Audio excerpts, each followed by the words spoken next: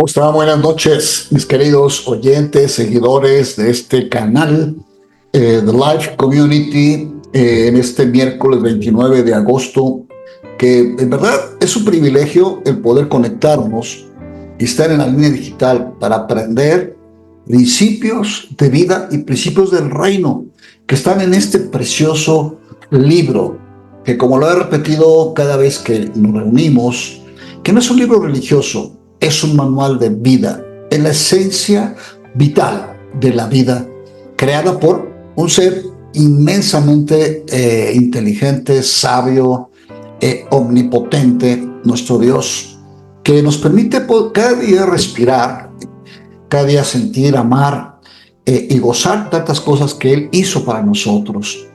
Por eso, como hijos de Dios, ¿sí? Porque también para poder entender este manual, como lo he dicho varias veces, son dos testamentos. Y los testamentos se hacen cuando un padre le quiere dar algo a sus hijos.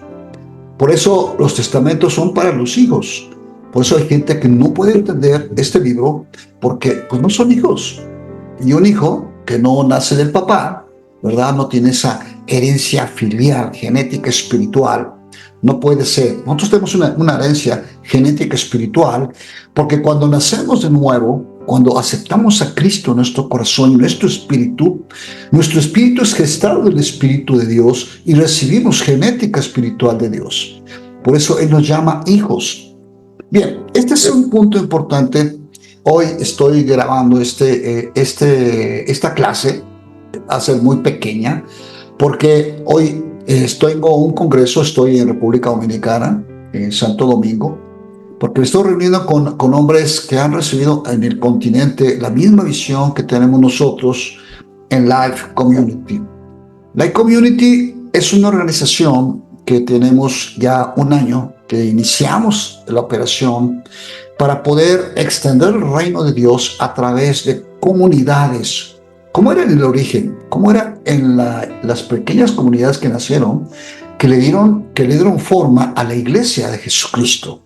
Esas comunidades en el mar de Galilea, cerca de Galilea, en Nazaret, en toda la parte donde fue esparcido el evangelio, y aún así por Pablo en Asia Menor, ese mi precioso hombre que en verdad a través de muchas penurias logró extender el reino de Dios.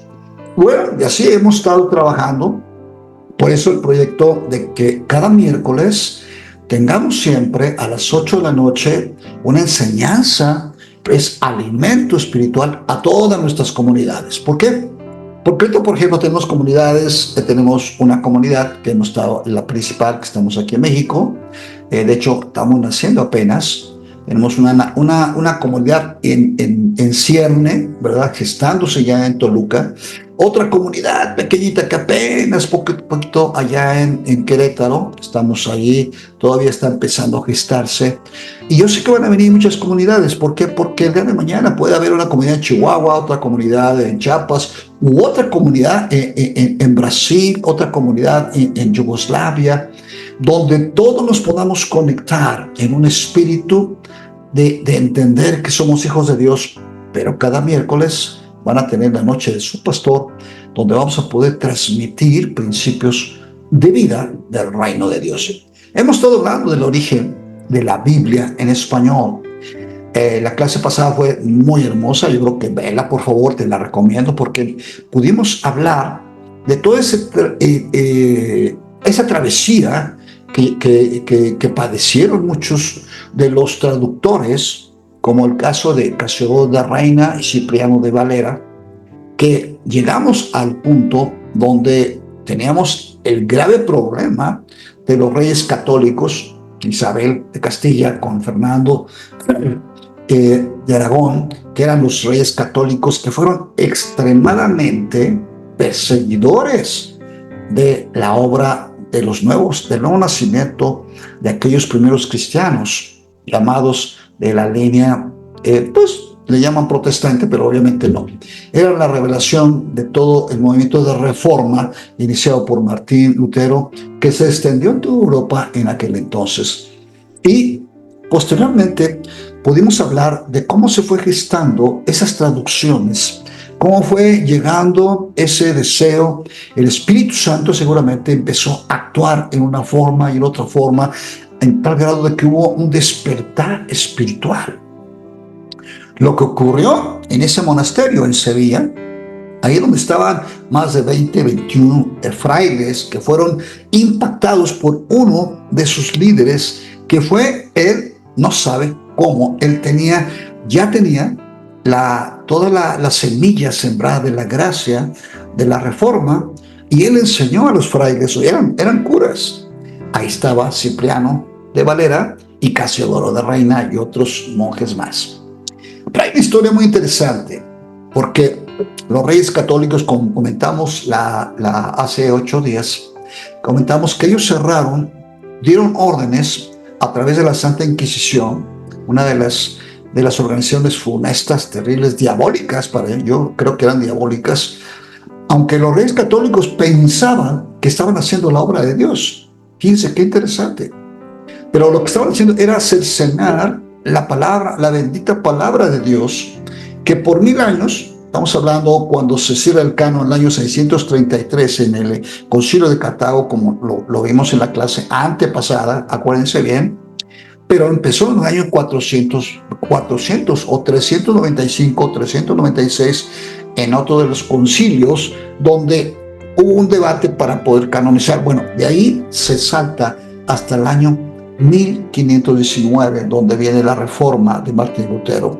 Y ahí encontramos cómo empieza a abrirse en una forma espectacular un deseo por traducir la Biblia, porque en ese entonces lo único que tenían era la Vulgata Latina, que era la traducción del griego al latín por San Jerónimo en el año 312, acuérdense bien.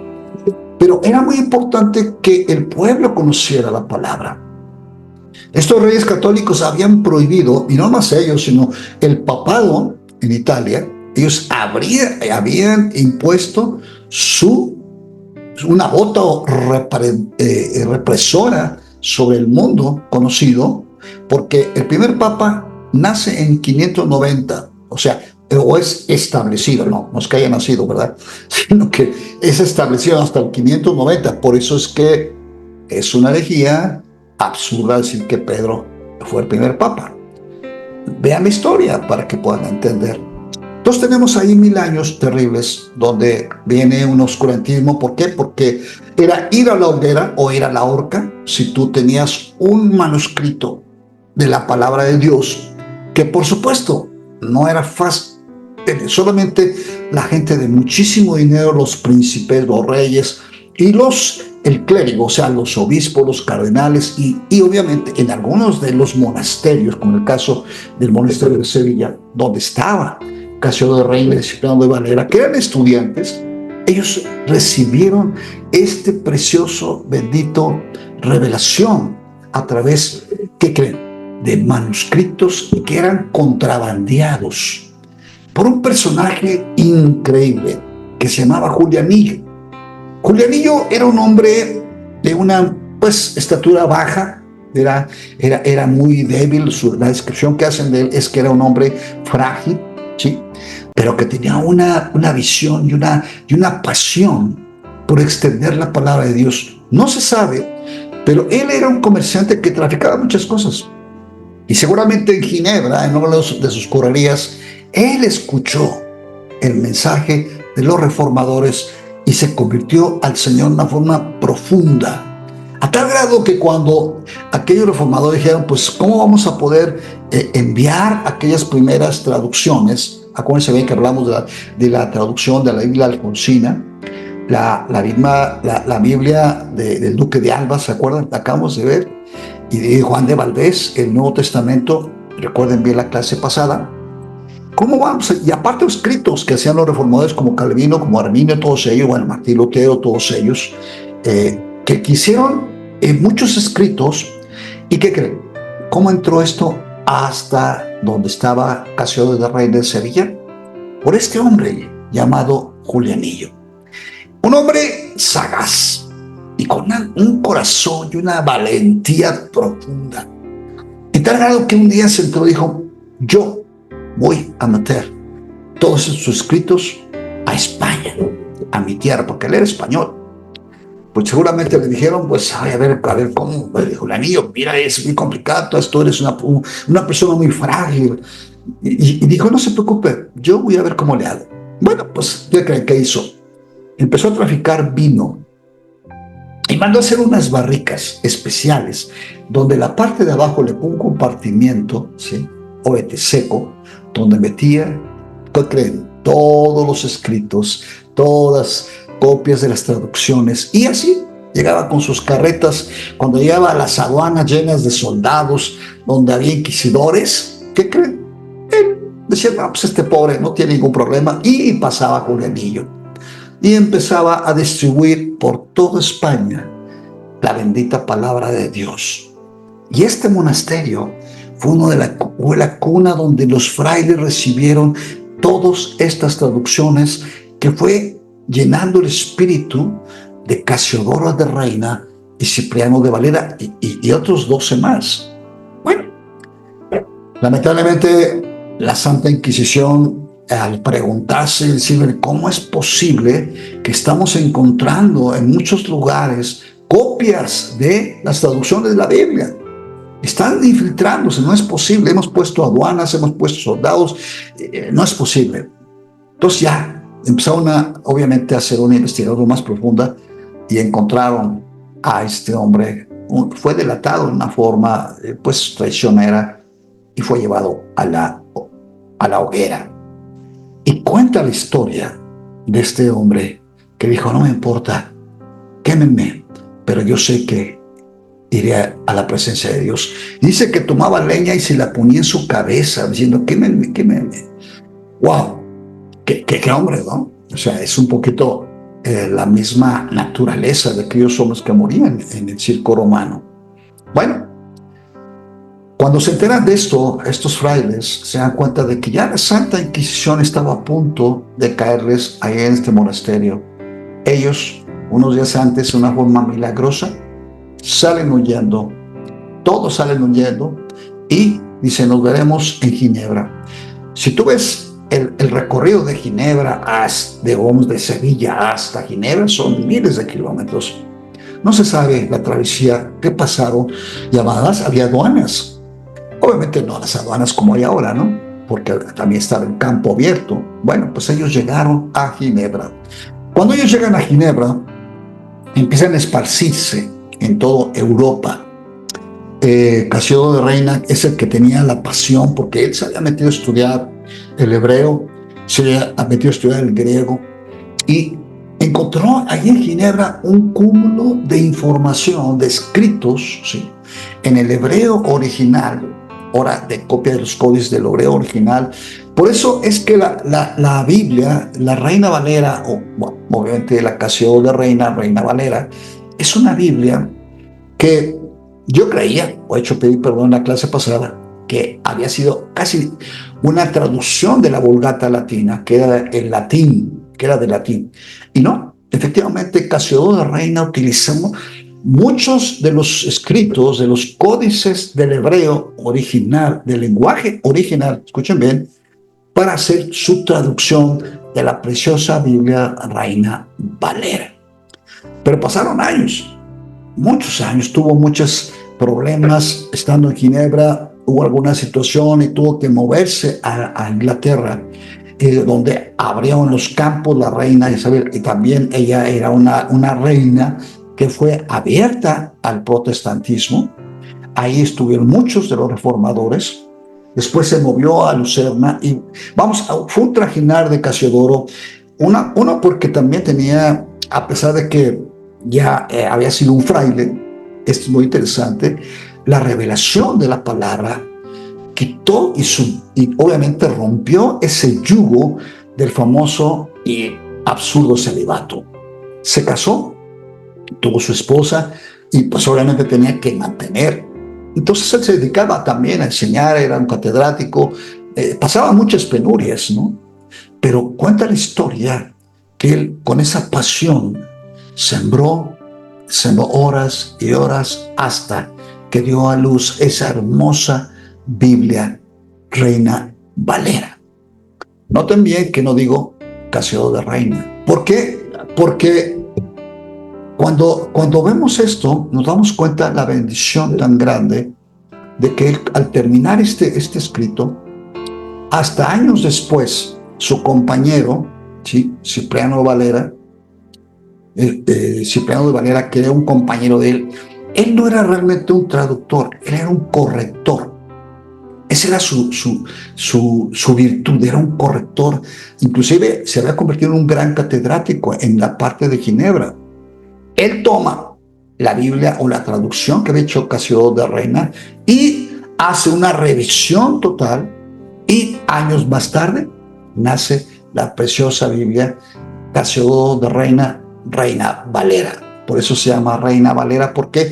Porque uno fue el que hizo la traducción y otro fue el que hizo la corrección completa y la pulió, y hoy nos entrega una Biblia hermosa, hermosa, hermosa. Y como dijimos en la clase pasada, es una Biblia que en la primera portada tenía un oso, porque el impresor con el cual Casiodoro de Reina hizo el convenio para imprimir esta Biblia, para poder camuflajear un poquito de que no... porque a pesar de que estaban en la zona donde había realmente muchos reformadores, venían muchos agentes, tanto del papado, de la Iglesia Católica, como los reyes de España, para poder infiltrarse y poder inclusive llevarlos secuestrados a España. Entonces la disfrazaron con la imagen de un oso tomando la miel de un panal de un árbol. Y por eso se llama la Biblia del oso. Bien, esta sería la clase de hoy, porque no quiero extenderme. La próxima semana voy a estar ya aquí en México y con mucho gusto vamos a extender un poquito más a todas las versiones. Pero déjenme comentarles que hay aproximadamente, fíjense bien, hay aproximadamente 50 versiones de la Biblia en español hoy en día. Hoy en día hay 50 versiones. Déjenme mencionar las primeras 15 para que podamos darle una, si quieres anotar ahí en pluma.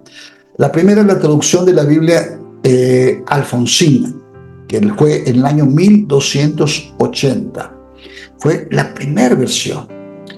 La segunda es la Biblia del Duque de Alba, como lo comenté en la clase pasada, fue en el año 1430. La tercera fue la Biblia de Ferrara en el año de 1553. Y la cuarta versión fue la Biblia del oso, que fue por Casiodoro de Reina, en el año de 1569, y no corregida, sino verificada, pulida, hermoseada por Cipriano de Valera, donde nace en 1602. O sea, Casiodoro la termina en 1569 y Cipriano de Valera le da esa corrección, ese toque que le da, de haber perfeccionado esta Biblia en 1602. Hay otras traducciones o actualizaciones de la Valera en el 1865, en 1909, y obviamente la que ha sido el boom a nivel mundial fue la 1960. Yo, de hecho, cuando era niño, me acuerdo en la iglesia se usaba mucho la Biblia de 1909. Híjole, pero a veces tiene un español un poquito arcaico, porque a veces era complicado. Cuando nació en 1960, a veces fue un boom. Yo me acuerdo, era niño y era así como que todo el mundo, así como que hasta los adultos no la querían. Hoy hay otras versiones, creo que en 2000, año 2005, no sé, recuerdo bien. No he checado bien, pero ustedes chequen. Pero hay versiones ya actualizadas de la Reina Valera. Después viene la Biblia de Felipe Scio. SCIO. En el año de 1793 fue la que continuó. Antes, acuérdense bien que hay un Nuevo Testamento de Juan Valdés, pero ese no es completo, más es el Nuevo Testamento. Y sí fue hecho antes de la Biblia de Casiodoro de Reina, la Biblia del oso. Después viene la Biblia de Torres Amat. Esta Biblia es una Biblia católica. Biblia de Torres Amat, y esta fue una versión en el año de 1825. Noten que las primeras versiones de la Biblia fueron mucho la influencia de los reformadores. Después viene la Biblia moderna, versión moderna de H.B. Pratt, en el año de 1893. Aunque es un nombre inglés, es una versión al español. Después viene la Biblia Nácar Colunga, que es otra de las versiones católicas. Y esto fue en el año de 1944, o sea, el siglo pasado. Luego viene la Biblia Straubinger, que es el año de 1944, es muy contemporánea con la Nácar Colunga. Después viene la Biblia Bober, Cantera, en el año de 1947. Le sigue la Biblia de Herder, en el año de 1964.